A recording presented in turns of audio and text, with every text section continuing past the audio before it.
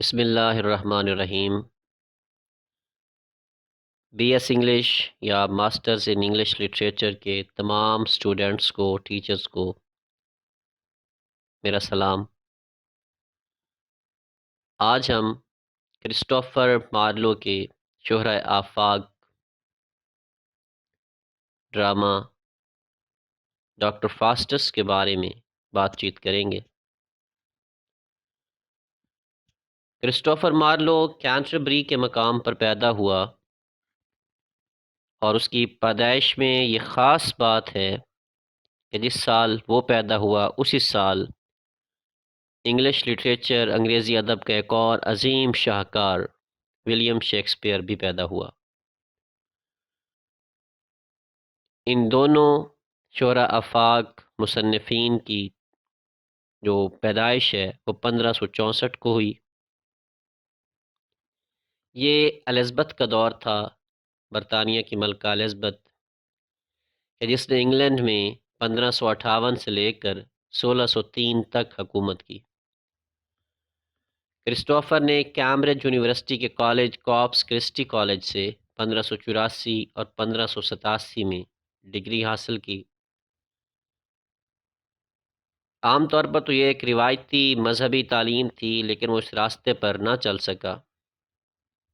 ایک بار Cambridge university نے اس سے ڈگری واپس لینے کی کوشش بھی کی تھی، کیونکہ انہیں اس پر شک تھا کہ وہ کیتھولک عقیدے کا حامل تھا، کیونکہ 16ویں صدی کے آخری اشرے میں یہ عقیدہ رکھنا بالکل ممنوع تھا۔ لیکن ملکہ الزبتھ کے لیے اس کی خدمات کی بدولت مارلو سے یہ ڈگری واپس لینے کا فیصلہ ٹال دیا گیا، روک دیا گیا۔ یونیورسٹی چھوڑنے کے بعد مارلو لندن آیا، جہاں اس نے ڈرامہ نگاری شروع کی اور سکینڈل سے بھرپور زندگی گزاری۔ یہاں آ کر اس نے 7 ڈرامے لکھے، اور سارے کے سارے ڈرامے بہت ہی مشہور، جنہوں نے شہرۂ آفاق شہرت حاصل کی، بہت دور دور تک اس کی شہرت پھیلی۔ چیمبرلین، دا جیو آف مالٹا اور ڈاکٹر فاسٹس، یہ بہت ہی زیادہ مقبول ڈرامے تھے اس کے۔ بلینک ورس کا متعارف ہونا یہ بھی مارلو کے کریڈٹ پہ جاتا ہے۔ اس کے سارا کریڈٹ مارلو کا ہے کہ جس نے غیر ہم کافیہ ایامبک پینٹامیٹر پر مبنی بلینک ورس متعارف کروائی۔ 1593 میں خاص بات یہ تھی کہ مارلو کا جو کیریئر تھا اس کو بالکل مختصر بنا دیا گیا۔ اس پر الزامات لگائے گئے کہ یہ کفرانہ اور ملحدانہ عقائد رکھتا ہے، جو کہ اس وقت مذہب کے بالکل الٹ تھے، لہٰذا اسے قید میں ڈال دیا گیا۔ پھر 1593 میں مئی کے مہینے میں اسے قید سے تو آزاد کر دیا گیا، لیکن اسے پھر دنیا سے ہی اٹھا دیا گیا، اس کے سر میں خنجر مارا گیا، جس سے وہ اس وقت موت کے منہ میں چلا گیا۔ اس کے موت کے بعد اس پر بہت سارے الزامات اور بھی لگائے گئے، جن میں غبن، الحاد پرستی اور ہم جنس پرستی بھی تھی، لیکن یہ الزامات ثابت نہ ہو سکے۔ الزامات لگانے والے اس وقت کی گورنمنٹ، اس وقت کی حکومت کے لوگ ہی تھے۔ ڈاکٹر فاسٹس 1592 میں لکھا گیا، اور تقریباً 10 سال کے بعد یہ شائع ہوا۔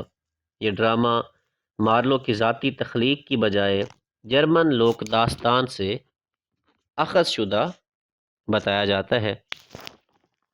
مارلو نے 1587 میں اس کو تحریر کیا، اور 1592 میں اس کا انگریزی میں ترجمہ ہوا۔ یہ جو لوک داستان تھی 1587 میں تحریر ہوئی، پھر اسی سے متاثر ہو کر کرسٹوفر مارلو نے ڈاکٹر فاسٹس کے نام سے ایک عظیم ادب کو تخلیق کیا، جو آج بھی پڑھایا جاتا ہے۔ ہوا کچھ یوں کہ یہ ڈرامہ انسان کی اندرونی ذہنی قلبی کشمکش کو ظاہر کرتا ہے، کہ جب ایک انسان اچھائی کی طرف جانا چاہتا ہے تو کبھی برائی کی طرف، حد سے زیادہ طاقت حاصل کرنے کی خواہش انسان کو برائی کے راستے پر لے چلتی ہے۔ یہی کچھ ہوا تھا مشہور و معروف جرمن اسکالر ڈاکٹر فاسٹس کے ساتھ۔ وجہ یہ تھی کہ اس وقت کے جو مروجہ علوم تھے، طب کا، قانون کا، مذہب کا، ان علوم میں بالکل اسے کچھ مزہ نہیں آ رہا تھا، جس کی وجہ سے وہ فیصلہ کرتا ہے کہ وہ جادو سیکھے۔ اس کے دوست، والدین اور کارنیلیس اسے کالے جادو کا مشورہ دیتے ہیں، اور وہ اپنا کریئر ایک جادوگر کی حیثیت سے شروع کر دیتا ہے، اور پھر وہ میفیسٹوفیلس شیطان کو بلاتا ہے۔ میفیسٹوفیلس اسے ڈراتا ہے جہنم کے بارے میں کہ وہ کتنی خطرناک جگہ ہے، اور اس کے آقا لوسیفر کی طرف بھیج دیتا ہے۔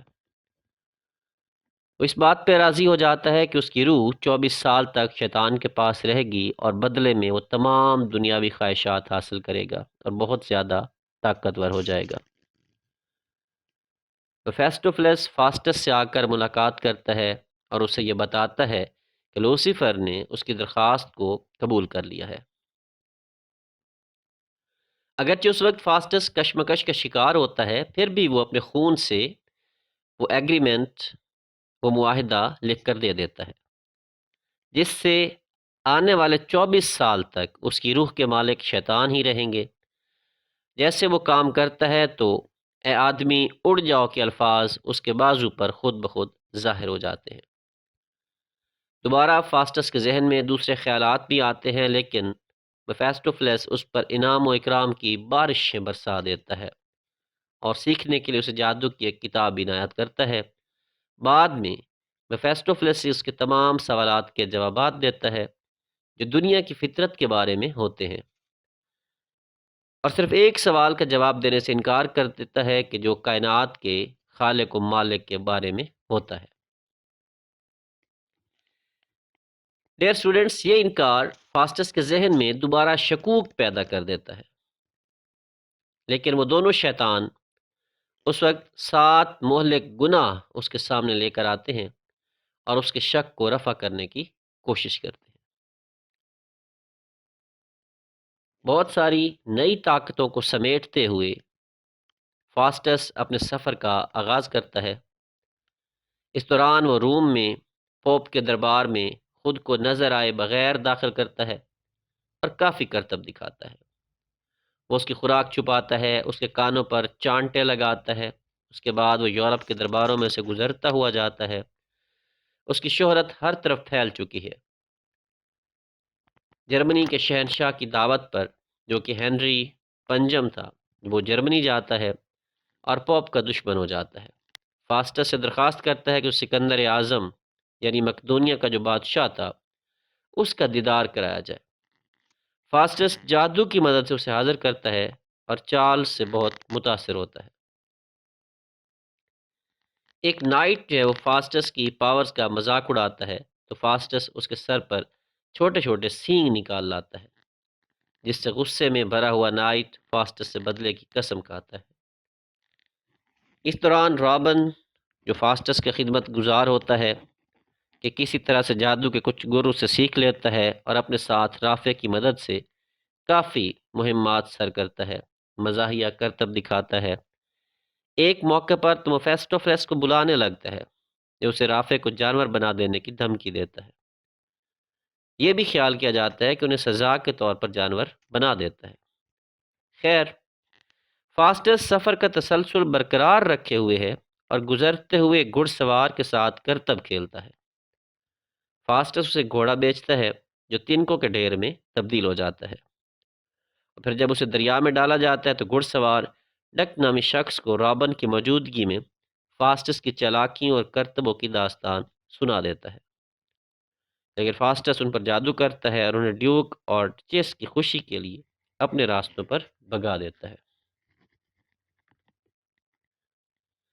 طاقت کے مزے لوٹتے ہوئے، سفر پر سفر کرتے ہوئے، کرتب دکھاتے ہوئے، اپنے لیے شہرت سمیٹتے ہوئے، بالآخر معاہدے کے اختتام کا وقت آن پہنچتا ہے، کیونکہ وقت ایک تیز رفتار گھوڑا ہے۔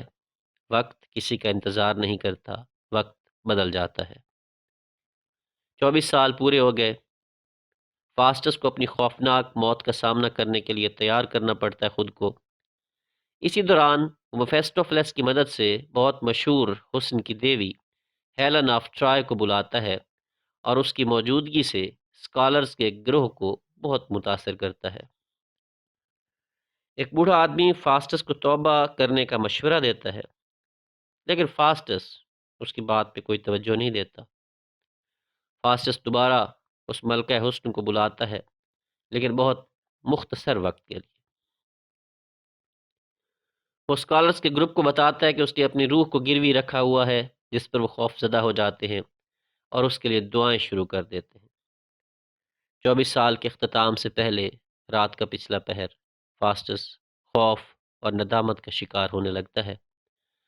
وہ رحم کی بھیک مانگتا ہے، اپنے آپ کو بچانے کے لیے اپیل کرتا ہے، لیکن اب بہت دیر ہو چکی ہوتی ہے۔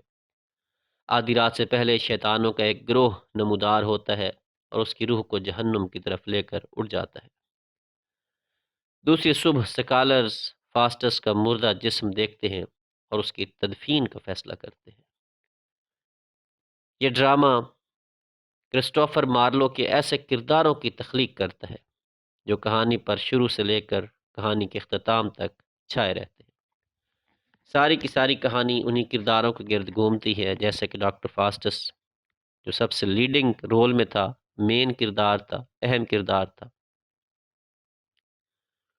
وہ تمام واقعات پر غالب نظر آتا ہے، اگر یہ چھوٹے چھوٹے دوسرے کردار بھی ہیں رابن اور رافع جیسے، لیکن وہ خال خال ہی نظر آتے ہیں، کم ہی نظر آتے ہیں۔ ان کرداروں کے ذریعے یہ بتانے کی کوشش کی جاتی ہے کہ اس دور میں جادو کا علم ہر کوئی حاصل کر سکتا ہے۔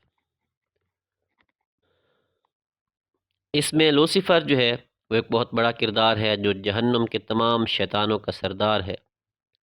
ڈاکٹر فاسٹس اچھائی اور برائی کے درمیان اٹکا ہوا ہے۔ ایک طرف تو یہ چاہتا ہے کہ دنیاوی طاقتیں اس کی جولی میں آن گریں، اور دوسری طرف اسے اپنے روح کو 24 سال تک کے لیے گروی رکھنے کا مشکل فیصلہ کرنا پڑتا ہے۔ لیکن جو وہ کشمکش کا شکار نظر آتا ہے تو لوسیفر اسے بے بہا انعامات دیتا ہے اور اس کے تمام وہموں کو دور کر دیتا ہے۔ آخر کار فاسٹس اپنے خون کی تحریر سے لوسیفر کے ساتھ معاہدہ کر لیتا ہے، جس کے بدلے میں اسے بہت طاقتیں حاصل ہو جاتی ہیں۔ اڑنے کے ساتھ ساتھ وہ نظروں سے اوجھل ہونے کی صلاحیت بھی حاصل کرتا ہے، دنیا کی سیر کرتا ہے، پوپ کے دربار میں جا پہنچتا ہے، جرمن شہنشاہ کی دعوت پر جرمنی جاتا ہے، سکندر اعظم کی روح کو پکارتا ہے اور اس کی شبیہ کو چارلز کے سامنے حاضر کر کے اسے بہت متاثر کرتا ہے۔ اس کے ساتھ ساتھ وہ حسن کی دیوی ہیلن آف ٹرائے کو بھی حاضر کرتا ہے اور اس سے بات چیت کرتا ہے۔ ہر طرح کی طاقت حاصل کرنے کے بعد بالآخر فاسٹس آہستہ آہستہ اپنے انجام کی طرف رواں دواں ہے۔ 24 سال گزر جاتے ہیں، پتہ ہی نہیں چلتا۔ شیطانوں کا ایک گروہ آتا ہے اور اس کی روح کو قبض کر کے جہنم کی طرف لے کر چلا جاتا ہے۔ عزیز طلبہ، اس پر اگر آپ دیکھیں کریٹیکل انالیسز اگر اس کا کیا جائے تو مارلو کا یہ ڈرامہ عیسائیت کے عقائد پر مشتمل ہے، جس میں گناہ کا تصور جو ہے وہ ایسا ہی ہے کہ جیسے خدا کے ساتھ طبل جنگ بجانا۔ لوسفر کے ساتھ معاہدہ دراصل گناہ کا معاہدہ ہے جس میں خدا کی نافرمانی شامل ہے۔ عیسائیت میں گناہ کے بعد توبہ کرنا نجات کا ذریعہ ہے، لیکن اس ڈرامے میں آخری مناظر بہت خوفناک اور ڈرامائی انداز اختیار کیے ہوئے ہوتے ہیں۔ اس ڈرامے میں فاسٹس کی روح کو جہنم کی طرف لے جایا جاتا ہے، اگرچہ وہ خوف اور ندامت کا شکار ہوا ہے اور اسے لازماً معافی مل جانی چاہیے تھی، لیکن کرسٹوفر عیسائی عقیدے سے بالا تر ہو کر اس کی معافی کے سارے راستے بند کر دیتا ہے، اسے جہنم کی طرف بھجواتا ہے۔ اس ڈرامے کے دوران ایک نیکی کا فرشتہ فاسٹس کو معاہدے پر دستخط سے باز رکھنے کی کوشش بھی کرتا ہے، لیکن مارلو کے خیال میں فاسٹس طاقت کے اصول کے لیے اس قدر اندھا ہو جاتا ہے کہ وہ تمام اچھے مشورے پس پشت ڈالتا ہے۔ ساتھ ہی ساتھ یہ ڈرامہ قرون وسطیٰ اور نشاط ثانیہ کے درمیان کشمکش کو ظاہر کرتا ہے۔ قرون وسطیٰ کلیتاً مذہب کو خدا مانتا ہے، جبکہ نشاط ثانیہ میں سیکولر معاملات کو مرکزیت حاصل ہے۔ ڈرامے کی کہانی میں فاسٹس کے مذہب سے بیزاری نشاط ثانیہ کے خیالات کی عکاسی کرتی ہے۔ ساتھ ہی ساتھ جہنم، برائی اور گناہ کا تصور اور میفیسٹوفلس لوسیفر کے کردار قرون وسطیٰ کی منظر کشی کرتے ہیں۔ خود کرسٹوفر مارلو، جو خود ہی ڈاکٹر فاسٹس تصور کیا جاتا ہے، بڑی خوبصورتی سے اس کردار کے ذریعے اپنا ویژن پیش کرنے کی کوشش کرتا ہے اور مذہب سے بیزاری کا راستہ دکھاتا ہے، جس پر چلتے ہوئے آخرکار جہنم ہی منزل ٹھہرتی ہے۔ یہ ڈرامہ انسان کی تقسیم شدہ فطرت کا عکاس ہے۔ جس طرح لوسیفر کے ساتھ معاہدے پر دستخط کرتے وقت ڈاکٹر فاسٹس اندرونی کشمکش کا شکار ہو جاتا ہے، جس سے ظاہر ہوتا ہے کہ انسان بے پناہ طاقت کی خواہش کے باوجود اچھائی سے ناطہ توڑنا نہیں چاہتا، کیونکہ انسان فطرتاً برا نہیں ہوتا۔ اس طرح جادو اور مافوق الفطرت اجسام کی کہانی جو ہے اس ڈرامے پر چھائی ہوئی ہے۔ فرشتے، جادوگر، شیطان، مختلف طاقتیں خوف کی علامات ہیں۔ ان کے تصور سے دیکھنے والے اور پڑھنے والے پر خوف طاری ہوتا ہے۔ لوگوں پر داؤ کھیلنا، انگوروں کو طلب کر کے بیٹھے بیٹھے سامنے لے آنا، سکندر اعظم کو بلانا، حسن کی دیوی کو بلانا، ایک نئی دنیا کی تخلیق کی طرف اشارے ہیں۔ اس طرح اس قسم کے نظریات سے مارلو ماضی کے اتھارٹیز کو مسترد کرتا دکھائی دیتا ہے، جبکہ آخر میں ندامت کے علاوہ اس کے پاس کچھ نہیں بچتا۔ کرسٹوفر مارلو کا جو اسلوب تحریر ہے کہ المیہ کا انگریزی زبان میں تعارف کرسٹوفر مارلو کے بغیر ممکن نہیں تھا۔ اس نے ڈراموں کے اندر شاعرانہ طرز تحریر کو متعارف کروا کر انگریزی ڈراموں کو ایک نئی شکل دے دی۔ ٹریجڈی یعنی کہ المیہ کے تعارف کے حوالے سے مارلو انگریزی ادب کا بانی قرار دیا جا سکتا ہے۔ اس نے یہ کام اس وقت کیا جب پہلے سے کوئی نمونہ موجود نہ تھا۔ کوئی ماڈل یا کوئی نمونہ ہوتا تو اس میں کچھ تبدیلیاں لا کر تراش خراش کر کے سنوار کے اسے پیش کیا جا سکتا تھا، لیکن یہ بالکل ایک نئی طرز تھی۔ نئی طرز تحریر کا تعارف ایجاد کے معنوں میں لیا جائے گا۔ مارلو منظر نگاری میں کمال کا ملکہ رکھتا تھا، پلاٹ کی تعمیر کا بہترین آرٹسٹ تھا، زبان کو خیالات کا روپ دینے کا ماہر تھا۔ اس کی تحریروں میں اتنی قوت، اتنی جان ہے کہ وہ قاری کے ذہن پر گہرے نقوش ثبت کر دیتی ہے۔ مارلو کے بارے میں مشہور تھا کہ اس نے شیکسپیئر کے لیے راستے ہموار کیے، اور اس کے کاموں کو سمجھ کر ہی شیکسپیئر ایک جہانگیر مصنف کے طور پر، عالمگیر مصنف کے طور پر دنیا ادب میں مقبول ہوا اور اپنے نام کا سکہ جمایا۔ بلا شبہ شیکسپیئر کے مشہور ہونے میں، اس کے ایک اچھا مصنف ہونے میں کرسٹوفر مارلو جو ہے اس کا بہت بڑا کردار ہے۔ اس کے ساتھ ہی ڈاکٹر فاسٹس کی کہانی اپنے اختتام کو پہنچی۔ مزید آپ کو کوئی معلومات چاہیے تو کمنٹ باکس میں کمنٹ کیجیے گا۔ اگلی ویڈیو تک کے لیے اجازت دیجیے۔ اللہ حافظ۔